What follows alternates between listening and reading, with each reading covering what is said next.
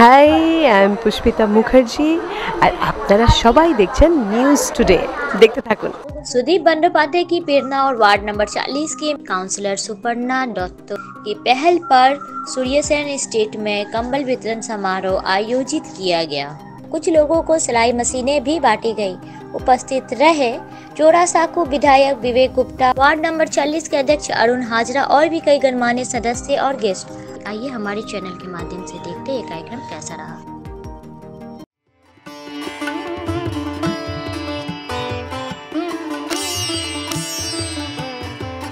প্রতিনিধিকে পুষ্পার্ঘ নিবেদন করে তার প্রতি শ্রদ্ধা জানানোর জন্য স্বামীজিরও প্রণাম, স্বামীজিরও প্রণাম, স্বামীজিরও প্রণাম।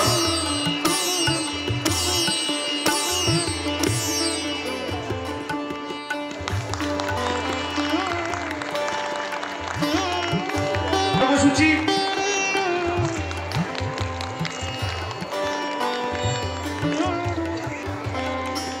জোরে হাততালি সকলে।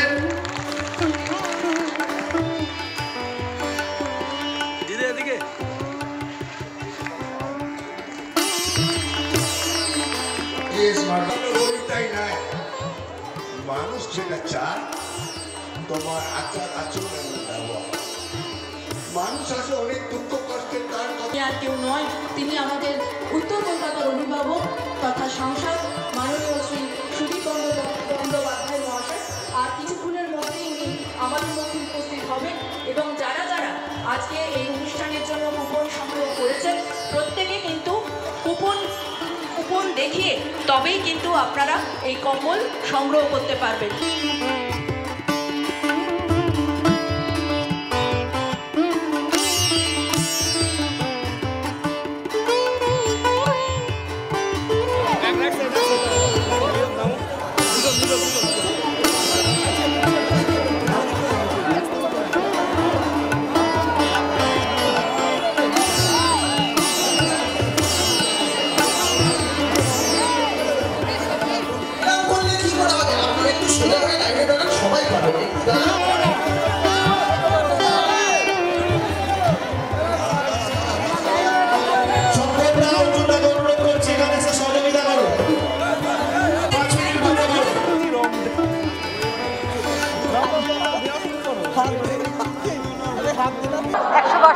জন্মবার্ষিকী স্বামী বিবেকানন্দের, কিন্তু আজকে এখানে 40 নম্বর ওয়ার্ডে যে এত বড় কম্বল বিতরণ অনুষ্ঠান, সেটা নিয়ে দাদা কিছু এই একটা শুভ দিনে যে এত সুন্দর একটা কর্ম। একদিকে স্বামী বিবেকানন্দের জন্মদিন, অত্যন্ত পবিত্রতম দিন, তার সঙ্গে সামনে আসছে মকর সংক্রান্তি।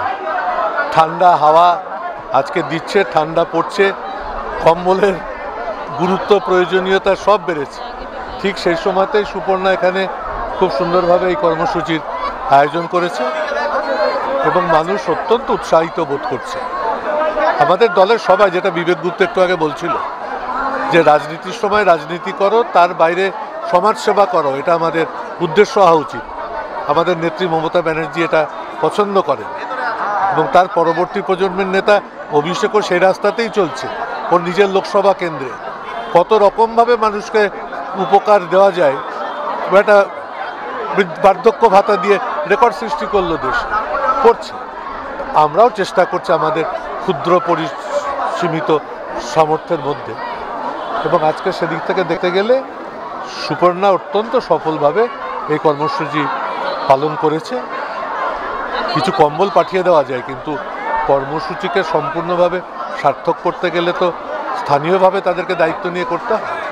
আমি একটু আগে ছিলাম আইরিটোলাতে, ওখানে মন্ত্রী শশী পাজা সেখানকার বিধায়ক, সেখানকার 2 কাউন্সিলর একসঙ্গে করলেন একটা জোট বেঁধে। যতটুকু পারা যাচ্ছে সাহায্য করা যাচ্ছে, কিন্তু আমার লক্ষ্য আছে যে যতদূর সম্ভব পারা যায় ধীরে ধীরে কম্বল দেবো, তারপরে দরকার হলে আবার একটু গ্রীষ্মকাল পড়লে আর একটু কিছু অন্য সামগ্রী দেবো। এই কাজটার মধ্যে একটা আলাদা আনন্দ নিজেও পাচ্ছি, ভালো লাগছে। সুপর্ণাথ, নিতাই, রোহিত, শান্তনু, সোমনাথ দা, চিনু হাজরা, অন্য লোক আছে, পুরো 40 নম্বর ওয়ার্ডের আমার যা লোক আছে, আমার যা সহকর্মী আছে, সবাইকে আমি বহু আন্তরিক শুভেচ্ছা, ধন্যবাদ।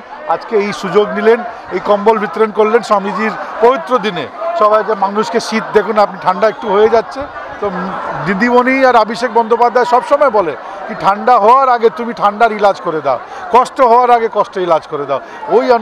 ওই অনুপ্রেরণা নিয়ে আমরা আজকে এই কাজটা নিয়েছি। না, আমার লিট্টি চোখা আছে 17 তারিখ, আপনারা সব ইনভাইটেড। ওটা আমরা গণেশ মন্দিরের কাছে করছি, 22 নম্বর 23 নম্বর 42 নম্বর 3টা ওয়ার্ড মিলিয়ে করছি। অন্য অন্য ওয়ার্ডা করছে, ওটা অন্য অন্য ডেটটা অ্যানাউন্স করছি। আমরা চাইছি আনন্দ উৎসব। তোমার ওয়ার্ডে এত মানুষের মধ্যে কম্বল বিতরণ করছে এবং সারা বছর দেখি তোমাকে কিছু কিছু মানে সব সময় মানুষের পাশে থাকো, এত শক্তি কোথা থেকে পাও? দেখুন, আমাদের নেত্রী মমতা বন্দ্যোপাধ্যায় সবসময়ই বলেন যে মানুষের সুখে যদি না থাকতে পারো কিন্তু দুঃখে পাশে সবসময় থেকো।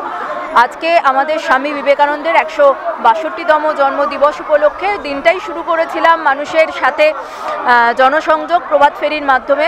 আমাদের মাননীয় মুখ্যমন্ত্রী এই দিনটিকে যুব দিবস হিসেবে যেহেতু আমাদের অনুপ্রেরণা দিয়েছেন, সেই যুব দিবস পালন করবার জন্য সকাল থেকে প্রভাত ফেরি এবং তারপরে সন্ধ্যাবেলায় আমাদের মাননীয় সাংসদের সুদীপ বন্দ্যোপাধ্যায়ের আমাদের অনুপ্রেরণায় আজকে আমরা এলাকার 400 লোকের হাতে আমরা কম্বল তুলে দিতে পেরেছি। আর আমরা দিচ্ছি কিছু পিছিয়ে পড়া মানুষদের হাতে সেলাই মেশিন।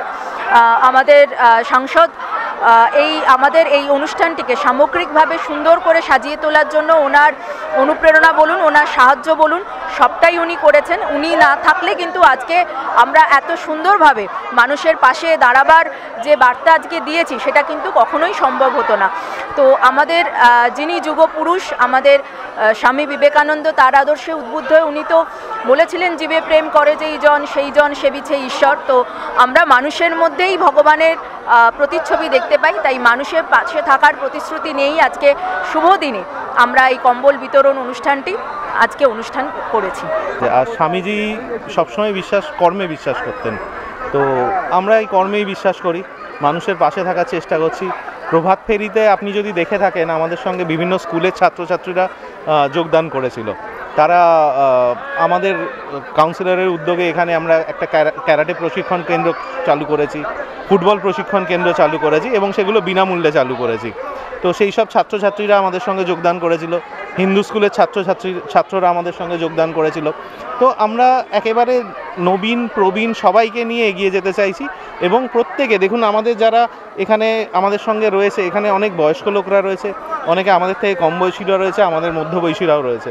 তো আমরা সবাই মিলে চাইছি মানুষের পাশে থাকার, একসঙ্গে মানুষের সঙ্গে এগিয়ে নিয়ে যাওয়ার এবং স্বামীজির যে নীতি রয়েছে, স্বামীজির যে মতাদর্শ রয়েছে, আমরা সর্বতোভাবে সেটাকে সবসময় একদম মেনে চলার চেষ্টা করি এবং আগামী দিনের জন্য আমরা চেষ্টা করব যেন এইভাবে মানুষের সঙ্গে মানুষের পাশে থেকে মানুষের জন্যে কাজ করতে পারি। আগামী আর কি কর্মসূচি রয়েছে? আগামী আমাদের 23শে জানুয়ারি রয়েছে। 23শে জানুয়ারিতে আমরা একটা ছোট খেলার আয়োজন করি। তো লাস্ট ইয়ারও আমরা ব্যাডমিন্টন টুর্নামেন্টের আয়োজন করেছিলাম, এবছরও ইচ্ছে আছে আমাদের ব্যাডমিন্টন টুর্নামেন্ট আয়োজন করার। আমাদের মধ্যে একজন কৃতি ছাত্র আছে যে এবার ন্যাশনালে গিয়ে 5টা গোল্ড পেয়েছে, তা সে রয়েছে সাঁতারে, তাকেও আমরা সংবর্ধনা দেওয়ার ইচ্ছে রয়েছে আমাদের 23 তারিখে। তার সঙ্গে আমাদের নেতাজির একটা আবক্ষ উন্মোচন করবার পরিকল্পনা রয়েছে। তারপরে 26শে জানুয়ারি রয়েছে সাধারণ প্রজাতন্ত্র দিবস, সেখানেও আমরা সবসময় চেষ্টা করব মানুষের পাশে বিভিন্ন কর্মসূচির মধ্যে দিয়ে থাকার। তাছাড়া আমরা এই নিউ ইয়ার উপলক্ষে ছোট ছোট বাচ্চাদের আমাদের ওয়ার্ডে খাতা, পেন্সিল, বই, রং পেন্সিল বিভিন্ন জিনিস দিয়ে তাদেরকে উপহার দিচ্ছি, তাদের সঙ্গে থাকছি, তাদের সাথে মিশছি। কারণ আজকে মোবাইল ইউজ না করে তারা যদি এই ধরনের জিনিসে ব্যস্ত থাকে নিজেদের প্রতিভা দেখানোর জন্য, আমরা মনে করব আগামীর জন্য সেটা সত্যি মেনে চলার মতো দিক হবে।